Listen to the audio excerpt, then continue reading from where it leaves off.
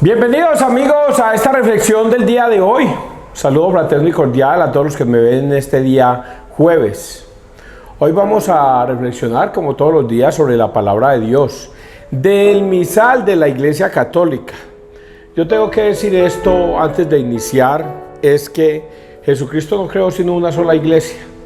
La creó en Mateo 16:18. Se la entregó a Pedro.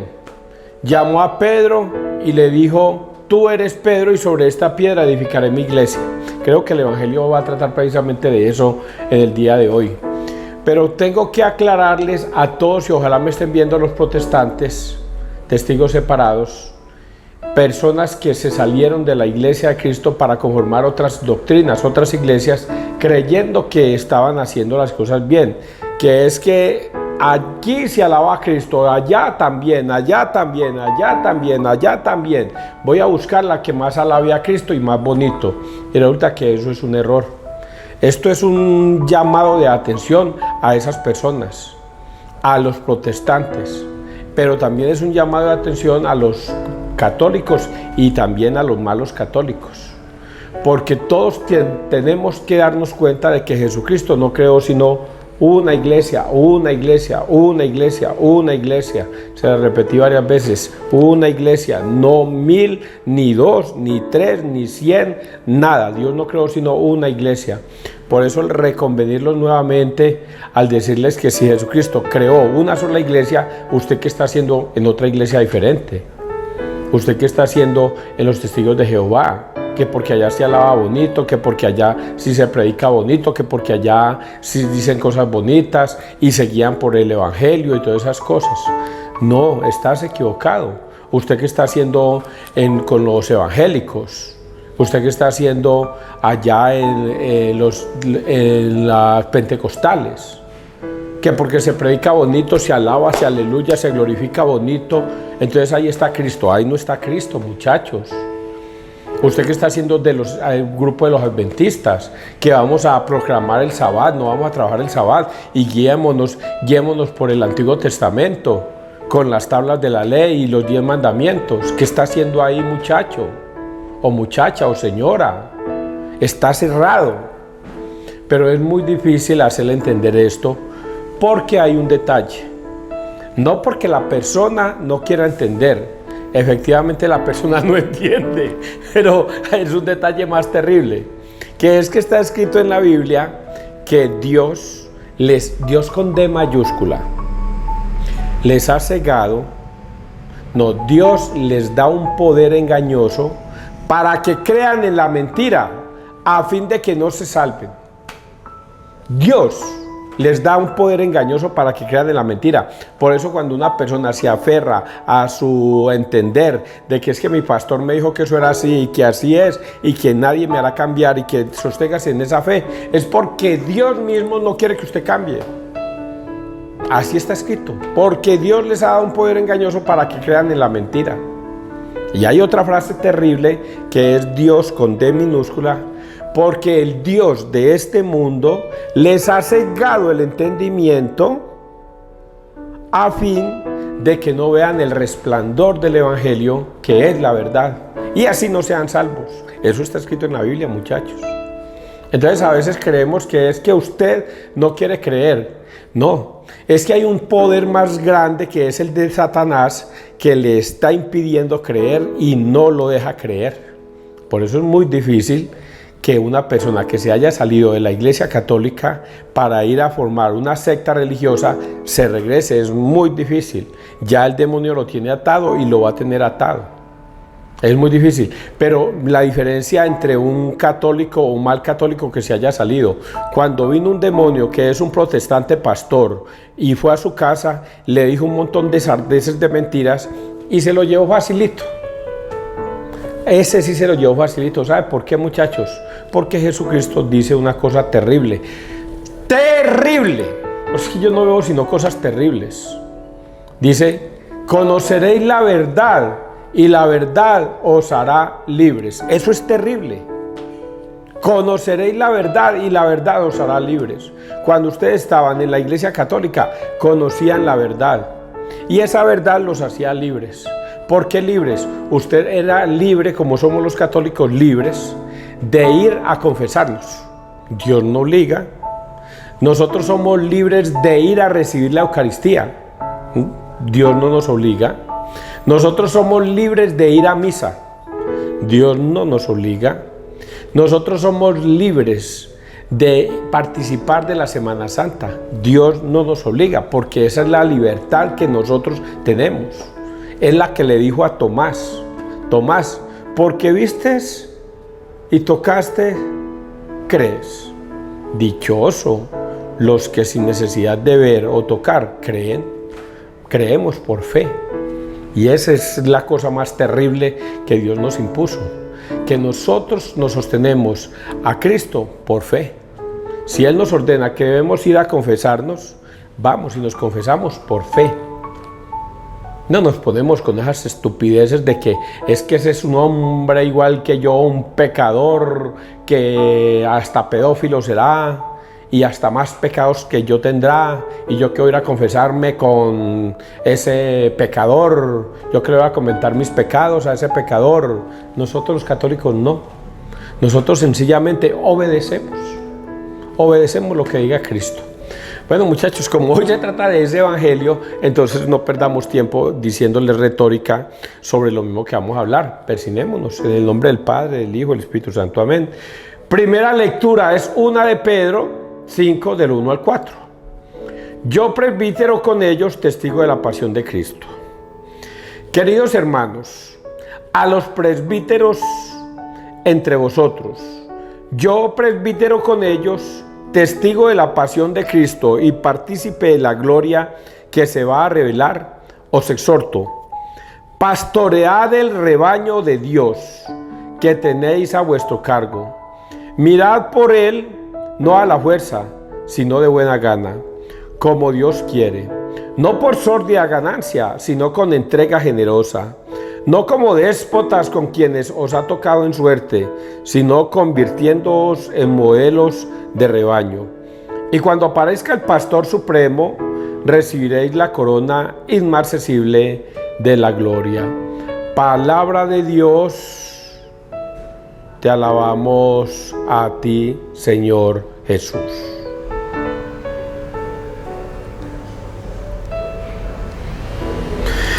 Bueno, amigos, ya ustedes escucharon allí la primera lectura. Primera de Pedro. He aquí un testimonio fiel de que la iglesia que creó Cristo es la iglesia católica. Este es un testimonio bonito, para que esos que se salieron de la iglesia católica logren entender, cosa difícil, que la única iglesia que creó Cristo es una.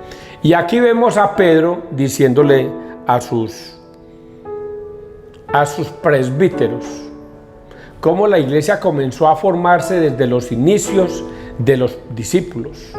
Y dice aquí que Pedro dice: queridos hermanos, a los presbíteros entre vosotros, yo, presbítero con ellos, testigo de la pasión de Cristo y partícipe de la gloria que se va a revelar, os exhorto. ¿Cómo comienzan los hermanos discípulos de Cristo, comenzando por Pedro, a imponer las manos a los presbíteros? Cualquier persona que escuche la palabra de Dios y quiera autonombrarse presbítero o pastor, no lo puede hacer. Tiene que dejarse escoger. Y cuando es escogido, tiene que esperar a que le impongan las manos para poder ser un presbítero. Y esto que está diciendo Pedro es un llamado de atención a los presbíteros, como hace el obispo todos los martes, tengo entendido, acá en esta zona norte, que invita a los presbíteros a reunión allá donde él está en Cartago, y todos los sacerdotes de esta zona tienen que ir allá a recibir órdenes del obispo. Aquí Pedro es el obispo y le dice a los presbíteros: vea, ustedes presbíteros y yo como ustedes, que también soy un presbítero, los voy a exhortar, les voy a decir cómo deben actuar en la vida, cómo deben actuar con la palabra de Dios. Y lo primero que dice es: pastorear el rebaño de Dios que tenéis a vuestro cargo. Es la orden que Jesucristo, presbítero supremo, maestro, le da a Pedro inicialmente. Pedro, ¿me amas? Sí, Señor, tú sabes que te quiero. Pastorea mi rebaño. Pedro, ¿de verdad me amas? Sí, Señor, tú sabes que te quiero. Pastorea mi rebaño. Pedro, ¿de verdad me amas? Sí, Señor, tú sabes que te quiero. Apacienta mis corderos. Esa orden que Jesús le da a Pedro es la misma orden que hoy Pedro, asumiendo el obispado, le llama la atención a esos presbíteros primeros que han nombrado. Muchachos, a ustedes que van a ser los que van a conducir el rebaño de Cristo, les voy a exhortar. ¿Qué deben hacer primero? A vuestro cargo, mirad por él, no a la fuerza, sino de buena gana, como Dios quiere. Pastoread el rebaño de Dios que tenéis a vuestro cargo. Mirad por él, no a la fuerza, sino de buena gana, como Dios quiere. Ustedes son sacerdotes, los hemos nombrado presbíteros. Van a orientarlos a ellos de buena gana, no a la fuerza, de buena gana, así como Dios quiere. Ustedes van a ir a predicar la palabra de Dios de buena gana, como Dios quiere, pero no a la fuerza. Ustedes no le van a imponer a nadie, tiene que convertirse, tiene que creer. No, Señor, de buena gana. Van a llevar la palabra de Dios de buena gana, como Dios quiere. No por sórdida ganancia, sino con entrega generosa. Oiga, no se vayan a ir a predicar la palabra de Dios, porque es que predicar la palabra de Dios genera ganancia. No, Señor, por ganancia no, sino por sórdida. A ver, es que se me olvidan las palabras. No por sórdida ganancia, sino con entrega generosa. Por amor a Dios lo van a hacer.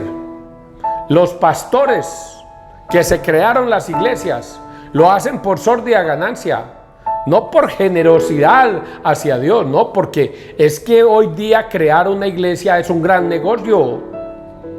Veía yo ayer en un video de un caballero que decía: yo me salí de esa secta religiosa y me conformé la mía, porque en esa secta religiosa me entraban lunes, miércoles y jueves, me entraban alrededor de 1 millón o 2 millones de pesos por esos 3 o 4 días. No, por un día me entraba 1 millón de pesos, por miércoles y jueves, no, me entraba por ahí 3 millones de pesos, pero yo no me podía gastar nada. Yo tenía que reportarle todo eso a los principales de esa iglesia. Y la tesorera me pagaba a mí, era el sueldo, no más. Yo no podía coger esa plata. Y los fines de semana nos quedaban siempre entre 4 y 5 millones. O sea que un mes para esa iglesia representaba alrededor de 14, 15 o 20 millones en un mes. En un mes. Y esa plata no me tocaba a mí. Yo de la tesorera llegaba y la reunía y se la mandaba allá a los principales. Y a mí solamente me pagaban el sueldito. Por eso me salía de la iglesia. Por sórdida ganancia, estos personajes actúan predicando la palabra de Dios como Dios quiere, no por sórdida ganancia, sino con entrega generosa, no como déspotas con quienes os ha tocado en suerte, sino convirtiéndoos en modelos de rebaño. No como déspotas con quienes os ha tocado en suerte, no como déspotas. Quiere decir que algunos sacerdotes se vuelven déspotas, y ese es un grito de Jesús cuando les dice: oh fariseos hipócritas, raza de víboras, sepulcros blanqueados, y les llama la atención a esos hombres. y ustedes les van a decir no, con humildad, con sencillez van a predicar la palabra de Dios a los hombres. Así es como ustedes la van a predicar, no como déspotas, sino convirtiéndoos en modelos de rebaño. Y cuando modelos de rebaño quiere decir, muchachos, ustedes no se van a volver piedra de tropiezo ante la comunidad. No se vayan a poner a violar niños. No se vayan a poner a juntarse con la gente que porque hay una fiesta, entonces yo también me voy a ir a bailar. Que porque hay gente en una cantina, entonces yo me voy a meter a beber con ellos. No, señor. Ustedes tienen que ser modelos ante la gente. Que la gente los vea con respeto y con dignidad, que ustedes están cumpliendo esa palabra. ¿Y cuál es el premio para ustedes, muchachos? Y cuando aparezca el Pastor Supremo, que es Cristo, recibiréis la corona inmarcesible de la gloria. Esos buenos sacerdotes son los que van a recibir la corona. Piedra de tropiezo, algunos sacerdotes de la Iglesia Católica, no todos, unos cuanticos. Sin embargo, la Iglesia Católica no cae porque esos sacerdotes fueron impuros, pedófilos. La Iglesia no se cae por eso. La Iglesia se sostiene. El que cayó fue ese sacerdote. Por eso dice, la corona que recibiréis al final será por ganancia. Así es que ustedes, amigos televidentes, atiendan este mensaje que les estoy diciendo. Me decía una dama, ¿qué día?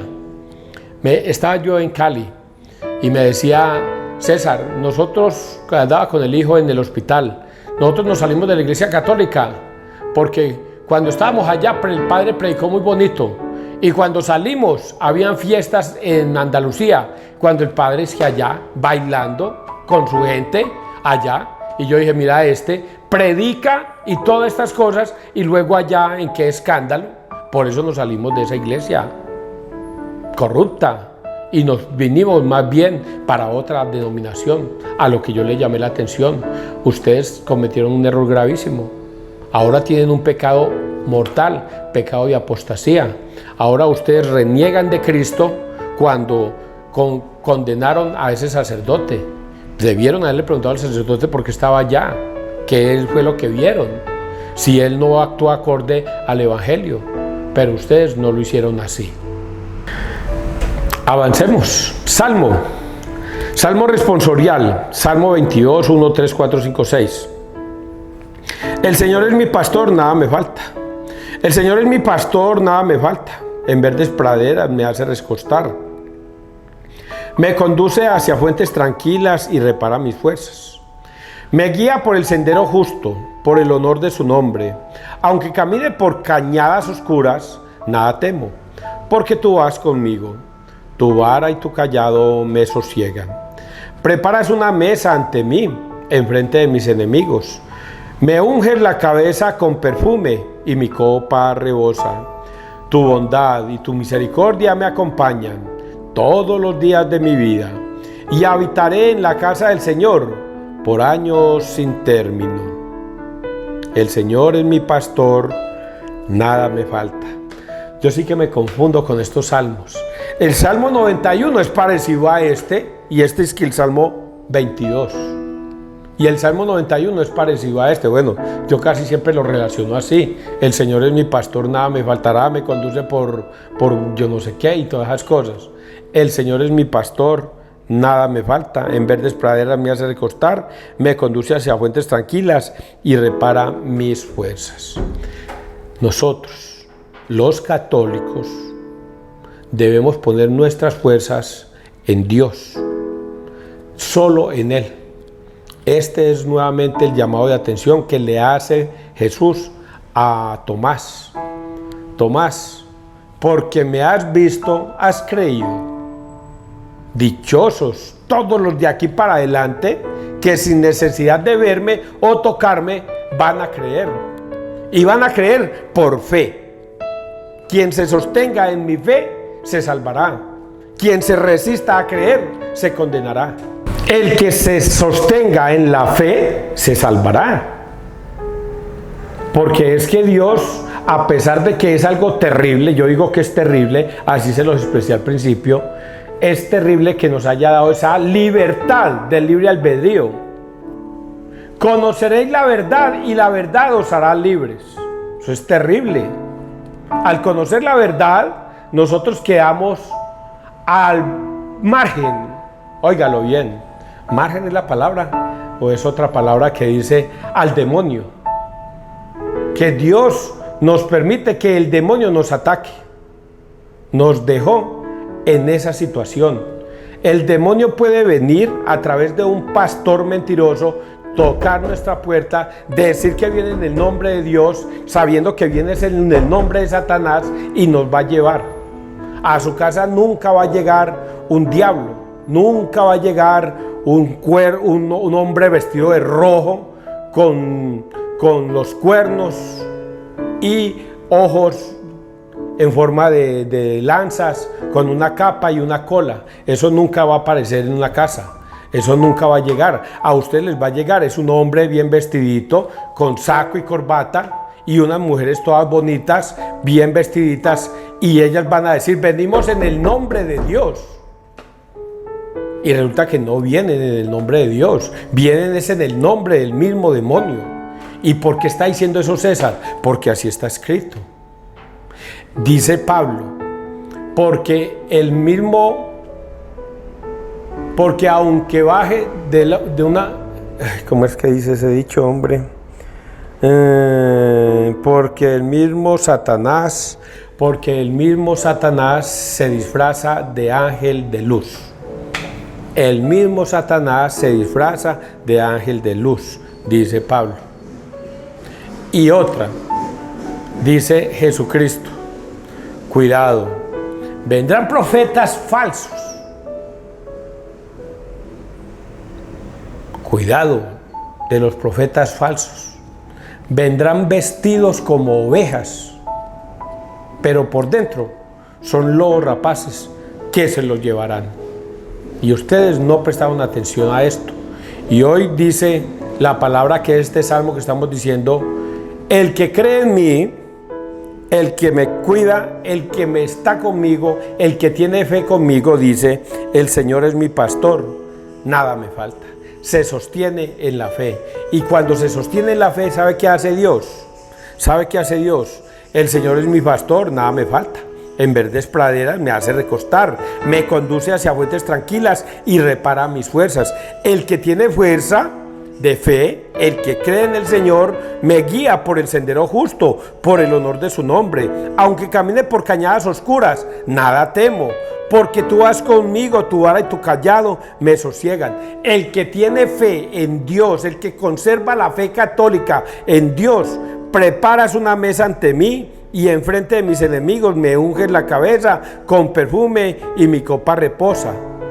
El que tiene fe en Cristo, el que cuida a Cristo en su fe, en su corazón, tu bondad y tu misericordia me acompañan todos los días de mi vida, y habitaré en la casa del Señor por años sin términos. ¿Quiénes son estos? Los que no se dejaron engatusar, los que cuando fueron y le tocaron la casa: yo vengo en el nombre del Señor Jesucristo, ábranme la puerta. Sí, viene en el nombre del Señor Jesucristo. Bien, pues sigan, vamos a rezar el rosario, a ver si aceptan rezar el rosario. A mi casa, voy a decirlo así, ya no volvieron, me da un pesar. A mí personalmente me da un pesar, no volvieron a tocar mi casa. La otra vez iban muy seguido y a mí me encantaba escucharlos. Y ellos me decían una cosa y la otra, y yo: ay, tan lindos, muchas gracias, pueden venir cuando quieran. Después de que vengan a predicar la palabra de Dios, con mucho gusto les abro la puerta. Y yo les abría la puerta y ellos me predicaban todos lindos y todas esas cosas. Ay, usted vende la atalaya. Nosotros se la regalamos: ay, tráigame atalaya, a mí me gusta leer atalaya y todas esas cosas. Y me llevaban atalaya. Cuando un día ya comencé a ver los videos del Padre Luis Toro y a entender ya la Iglesia Católica y la Biblia, entonces ya aprendí. Y cuando ya aprendí, cuando fueron los primeros, unas damas todas hermosas: digo, mamacitas, vamos a hablar de la palabra de Dios. Y entonces comencé a hablarles de la Eucaristía. Pero César, ¿dónde está eso? Abra su Biblia. Vamos a leer Lucas 19:22. Vamos a escuchar qué dice Jesús. Y tomando el pan, lo puso al cielo y dijo, y lo bendijo y dijo: te doy gracias, Padre. Este es mi cuerpo, que será entregado por vosotros. Esta es mi sangre, que será derramada por ustedes. Y vamos ahorita a leer Juan 6:53, vamos a leerlo. ¿Qué dice ahí? Sigamos con Lucas 19:22. ¿Qué dice ahí? Hagan esto en conmemoración mía. ¿Y qué dice en la Biblia de ustedes? Esto es un símbolo. ¿Cómo? ¿Cómo que dice que es un símbolo? Si lo que Cristo y lo que está escrito en la Biblia es que hagan esto en conmemoración mía. Entonces ustedes adulteraron la Biblia. Y ya por eso, ya su pastor y todos ustedes, por creerle a ese pastor, van a ser condenados. Y ahí mis hijas señoras se fueron aterradas. No, César, a usted le falta caridad, a usted le falta caridad, usted no está diciendo bien las cosas, se las estoy diciendo bien, vaya, pregúntenle a su pastor y él les va a volver a lavar el cerebro. Nunca más volvieron a tocar mi casa, porque ya yo tenía bases para refutarles lo que ellos estaban diciendo, las mentiras que ellos decían. Ese temita tonto de las imágenes, que nosotros adoramos imágenes, Ave María, Éxodo 24, pero no leían Éxodo 23, ¿a qué se refería? Ese tema de que María tuvo varios hijos, ese tema también se lo tocó. Es que ustedes bautizan niños. Sí, señor, también le explico sobre eso. Nunca más volvieron a mi casa. Ahorita me cuesta trabajo ir a buscarlos porque me da una pereza. A mí me da pereza evangelizar los testigos de Jehová. Me da pereza porque pienso que estoy perdiendo tiempo. Ese tiempo que me voy a dedicar a evangelizarlos para que ellos vayan nuevamente donde el pastor, les laven el cerebro, ese tiempo más bien me lo ahorro yo.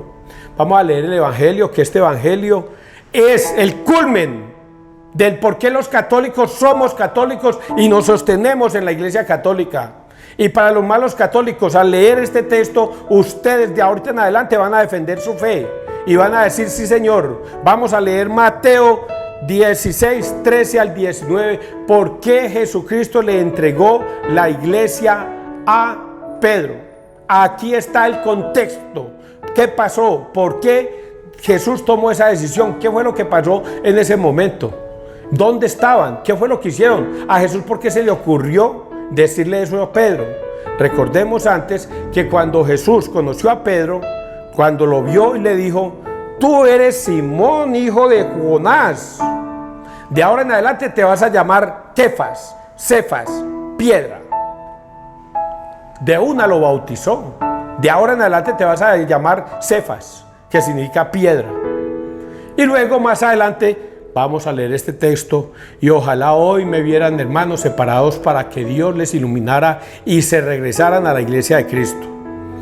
Mateo 16, 13 y 19. Tú eres Pedro y te daré las llaves del reino de los cielos. En aquel tiempo, al llegar a la región de Cesarea de Filipo, Jesús preguntó a sus discípulos: ¿quién dice la gente que es el Hijo del Hombre? Ellos contestaron: unos que Juan el Bautista, otros que Elías, otros que Jeremías o uno de los profetas. Él les preguntó: ¿y vosotros? ¿Quién decís que soy yo? Simón Pedro tomó la palabra y dijo: tú eres el Mesías, el Hijo de Dios vivo. Jesús le respondió: bienaventurado tú, Simón, hijo de Jonás, porque eso no te lo ha revelado ni la carne ni la sangre, sino mi Padre que está en los cielos. Ahora yo te digo: tú eres Cefas, Pedro, y sobre esta piedra edificaré mi iglesia, y el poder del infierno no la derrotará. Te daré las llaves del reino de los cielos. Lo que ates en la tierra quedará atado en los cielos, y lo que desates en la tierra quedará desatado en los cielos. Palabra del Señor. Gloria a ti, Señor Jesús. Uno se pregunta cómo, después de haber leído un texto de estos, la gente se confundió. ¿Cómo se dejaron sacar de la iglesia de Cristo? ¿Cómo? ¿Cómo pudo permitir que un demonio llegara a su casa y dijeran que venían en el nombre de Dios y les creyeron? Y luego les dijeron que ese texto que es tan claro, que es tan visible, lo hayan confundido. Es que venga, es que ahí lo que el Señor quiso decir es que tú eres Pedro, pero sobre esta roca edificaré mi iglesia, y que Jesucristo se señaló a sí mismo, cuando ahí no dice eso. Ahí no dice que Jesucristo luego señalándose a sí mismo dijo, y sobre esta piedra edificaré mi iglesia. Pero los hermanos separados, los hermanos que eran católicos, malos católicos, pésimos católicos, ignorantes total de la palabra de Dios, se dejaron convencer. Y que comenzaron a dudar y a decir, ahora sí veo la verdad. Ahora sí vi un pastor que me enseñó la verdadera Biblia, el Evangelio tal como es. Y yo que estaba confundido, mis papás me tenían confundido, mis abuelos, mis tatarabuelos, todos me habían confundido. Ahora sí veo la verdad. Y resulta que fue el mismo Satanás el que llegó a su casa y se lo llevó. Y pensó que era un ángel de luz el que lo estaba guiando. Y resulta que es el mismo demonio el que le está tocando la puerta. Oiga, ¿cómo es de difícil decirle a un pastor demonio? Uy, eso es una cosa grave, delicado.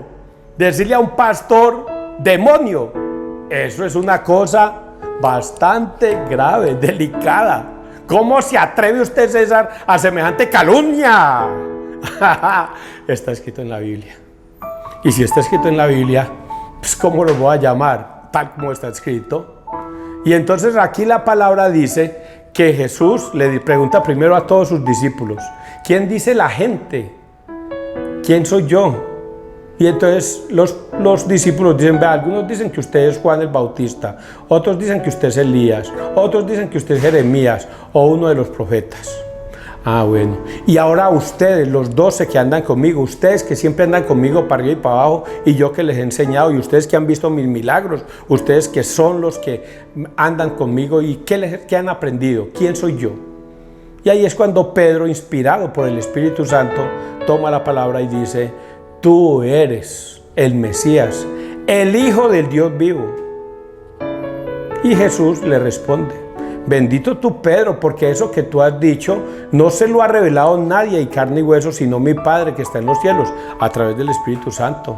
Ahora yo te digo a ti. Eso es muy importante. Yo recuerdo a un pastor hermoso, que amiguito mío, en Toro. Y entonces me decía con la esposa ya, me decía, César, vamos a leer este evangelio. Yo no sabía ni evangelizar ni nada de esas cosas, pero me parecía tan... Cuando él me dijo por primera vez esto, entonces llega y me dice, sí o no, César, que aquí Jesús le está diciendo que él sobre mí, yo soy la roca y sobre mí va a edificar la iglesia. Yo le dije, pastor, ¿y usted cómo hace para entender eso? Yo no entiendo eso. Es que usted tiene que analizar bien lo que está escrito. Y mire lo que está escrito. Jesús le respondió, bienaventurado tú, Simón, hijo de Jonás. ¿Cómo se llamaba Pedro? Se llamaba era Simón. Él no se llamaba Pedro, él se llamaba era Simón, y aquí se lo está recordando. Bendito tú, Simón, hijo de Jonás. Si se da cuenta que le está llamando la cosa a Pedro, le está llamando Simón por su verdadero nombre. Él no se llamaba Pedro, él se llamaba era Simón. Y aquí le está diciendo, bendito tú, Simón. Y ahora dice, porque eso no te lo ha revelado ni carne ni la sangre, sino mi Padre que está en los cielos. Ahora, pastor, mire lo que está escrito aquí. Ahora yo te digo, ahora yo te digo, ahora yo te digo a ti, ahora yo te digo a ti, que tú eres Pedro. ¿Se acuerdan que ahorita les dije yo a ustedes que cuando Jesús vio por primera vez a Simón le dijo, bendito, tú eres Simón, hijo de Jonás, de ahora en adelante te vas a llamar piedra, Cefas, que significa piedra. Y entonces cuando uno logra entender eso, pastor, se da cuenta que le está hablando Jesús es a Pedro, a Simón. Pero de ahorita en adelante, ¿cómo lo va a llamar? Piedra. ¿Por qué él utilizó ese término piedra? ¿Por qué lo bautizó o ese apodo piedra? Porque él tenía algo predispuesto a futuro, y vea el futuro acá. ¿Por qué lo llamó Kefas? Porque Simón, te voy a entregar a ti la iglesia y tú vas a ser mi primera roca. Y por eso dice que ahora yo te digo, tú eres Pedro, y sobre esta piedra edificaré mi iglesia. Y aquí viene lo más sagrado, lo más sublime, lo más impresionante. Y es que cuando lo llama, sobre esta piedra edificaré mi iglesia, le dice esta otra cosa, pastor, póngale cuidado. a ti te entrego las llaves del reino de los cielos. Eso es una cosa impresionante. ¿Cómo? A un hombre mortal, a un pecador mal geniado que era Pedro, le entregó las llaves del cielo. Eso es una cosa impresionante. Le entregó las llaves del cielo. Y todo lo que tú ates quedará atado en el cielo, y lo que desates quedará desatado en el cielo. Y luego le dice otra cosa más impresionante todavía. Y las puertas del infierno no prevalecerán sobre esto. Eso es otra cosa impresionante. ¿Cómo? Las puertas del infierno, el mismo Satanás va a ir a tocar a su casa y va a tratar de acabar con la iglesia y no podrá. Lleva 2000 años tratando de acabar la iglesia y no ha sido capaz. Se lleva a discípulos, se lleva a feligreses, se lleva a personas que son faltos de fe, se las lleva, pero la iglesia prevalece. Cuando un sacerdote es pedófilo, lo reconocemos. Cuando un sacerdote es un malandrín que solo piensa en la plata en vez de los feligreses, lo reconocemos. Es el mismo demonio actuando sobre ese sacerdote, pero representa a la iglesia cuando se reviste de Cristo en el altar, y cuando sale a la calle se vuelve un demonio. Lo reconocemos. ¿Quién peca, la iglesia o el sacerdote? El sacerdote. El sacerdote peca por no permanecer en la fe, por no permanecer en Cristo. El sacerdote peca, no la iglesia. La iglesia le enseñó bien, la iglesia le impuso las manos. Pedro les dijo cómo debían comportarse y les enseñó cómo deberían comportarse, pero salieron a la calle y violaron a un niño, o fueron y se acostaron con mujeres por allá donde nadie los conociera, o por deseos de dinero se volvieron ambiciosos. ¿Quién peca? El sacerdote, no la iglesia. La iglesia es perfecta. Cristo la dijo perfecto. Se la entregó a Pedro perfectamente. Le dijo a él: las puertas del infierno no prevalecerán. Y lo que usted ate quedará atado, y lo que desate quedará desatado. Eso nadie lo puede deshacer. ¿Usted qué hace en otra iglesia, muchacho? ¿Usted qué hace pensando que en otra iglesia va a encontrar la salvación? Cuando nunca la vas a encontrar en ninguna otra iglesia, solamente en la iglesia católica. Espero que les haya gustado este mensaje. Que Dios te bendiga, que Dios nos bendiga donde quiera que todos estemos.